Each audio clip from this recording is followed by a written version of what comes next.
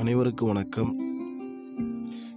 நீங்கள் பார்ப்பது பச்சைப்பயிரின் முளைக்கட்டிய தானியத்தை தான். நாம் இது போன்ற உணவை நாம் தினந்தோறும் எடுத்துக்கொள்வதன் மூலம் நமக்கு அதிக அளவு உடல் ஆரோக்கியத்தை தருகிறது. அது மட்டுமில்லாமல் நமக்கு இரத்தத்தை சுத்திகரித்து மற்றும் இதய துடிப்பை சீராகவும் நமக்கு உடல் சுத்தம் ஆரோக்கியமான ஒரு தெளிவு நமக்கு கிடைக்கிறது. இந்த அவசரமான உலகத்தில் நாம் ஆரோக்கியமான உணவை மறந்துவிட்டோம்.